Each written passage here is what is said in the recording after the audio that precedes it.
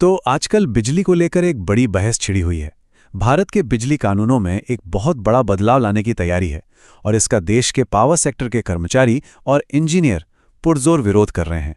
आइए समझने की कोशिश करते हैं कि ये पूरा टकराव आखिर है क्या और इसके पीछे के तर्क क्या हैं। तो आज हम जो भी बात करने वाले हैं उसका आधार यही चिट्ठी है। ये वो औपचारिक विरोध पत्र है जो NCOE ने बिजली मंत्री को भेजा है और इसमें ही उनके विरोध के सारे तर्क लिखे हुए हैं। और ये चिट्ठी शुरू होती है एक बहुत ही कह सकते हैं दमदार बयान से। इसमें साफ साफ लिखा है कि ये संशोधन भारत के सरकारी बिजली क्षेत्र के ताबूत में आखिरी कील साबित होगा। तो आप समझ सकते हैं कि मामला कितना गंभीर है। तो चलिए एक नज़र डालते हैं कि आज हम किन किन मुद्दों पर बात करेंगे। सबसे पहले समझेंगे कि ये बिल निशाने पर क्यों है। फिर पिछले दरवाजे से निजीकरण की चिंताओं को जानेंगे। एक नए प्राधिकरण से जुड़े सवालों को देखेंगे। फिर इसका आम लोगों और राज्यों पर क्या असर होगा और आखिर में प्रदर्शनकारियों की मांग क्या है। तो सबसे पहला सवाल ये उठता है कि आखिर ये सब हो क्यों रहा है, अभी ही क्यों। इसे समझने के लिए हमें बिजली बांटने वाले सेक्टर यानी हमारे डिस्ट्रीब्यूशन सेक्टर की माली हालत को देखना होगा, जो सरकार के मुताबिक इन सुधारों की सबसे बड़ी वजह है।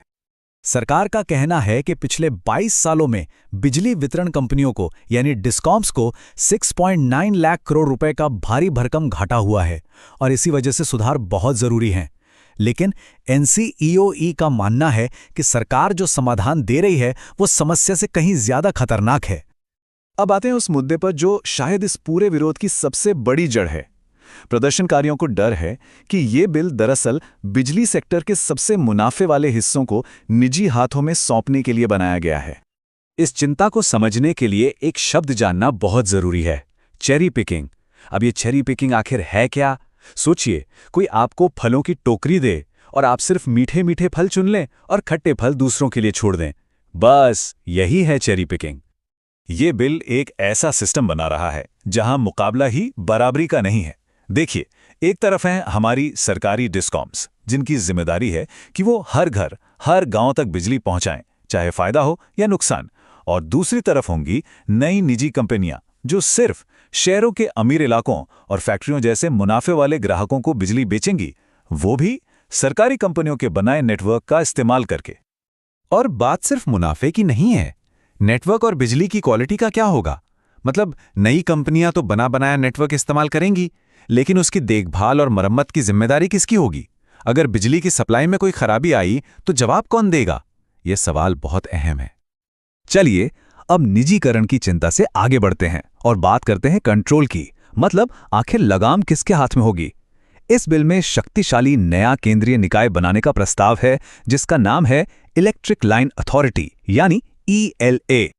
देखिए, अब तक सिस्टम ये था कि जो सरकारी कंपनी नेटवर्क बनाती थी वही उसकी देखरेख की जिम्मेदार थी, सीधा सा हिसाब था।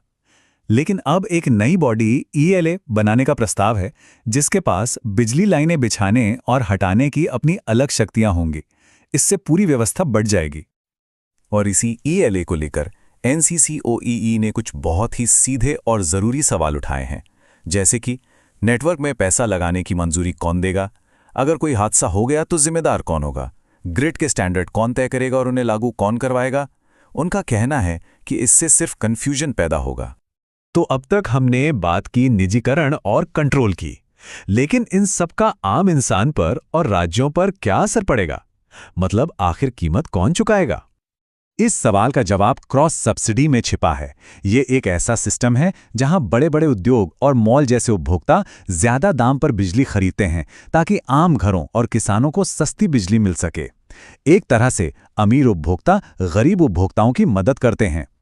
और ये बिल कहता है कि अगले 5 सालों में इस क्रॉस सब्सिडी को पूरी तरह से खत्म कर दिया जाएगा। तो जाहिर है, अगर ऐसा होता है तो इसका असर बहुत गहरा होगा। NCOEE ने चेतावनी दी है कि एक तो आम घरों और गांवों में बिजली के बिल आसमान छू सकते हैं। दूसरा, किसानों की मुश्किलें बढ़ सकती हैं जो सस्ती बिजली पर निर्भर हैं।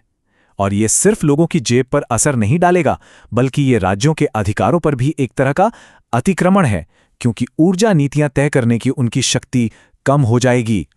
तो इन सारी चिंताओं और तर्कों के बाद आखिर प्रदर्शनकारी चाहते क्या है? उनकी बॉटम लाइन क्या है? उनकी मांगे बिल्कुल साफ हैं। सबसे पहले इस बिल को बिना किसी शर्त के वापस लिया जाए। वे चाहते हैं कि सस्ती बिजली को एक सामाजिक अधिकार माना जाए, निजीकरण के हर रूप को रोका जाए, राज्यों के अधिकारों की रक्षा की जाए और कोई भी नया कानून बनाने से पहले यूनियनों, राज्यों और उपभोक्ताओं से देश भर में सलाह मशवरा किया जाए। तो ये पूरा विश्लेषण हमें एक बहुत बड़े सवाल के सामने लाके खड़ा कर देता है। एक तरफ है बिजली कंपनियों का बढ़ता घाटा, जिसे ठीक करना जरूरी है, और दूसरी तरफ हैं ये चिंताएं कि कहीं सुधार के नाम पर बिजली आम आदमी की पहुंच से बाहर ना हो जाए और पूरा सिस्टम कुछ निजी हाथों में ना चला जाए। तो सवाल ये है कि भारत अपने भविष्य के लिए ऊर्जा का रास्ता कैसे चुनेगा।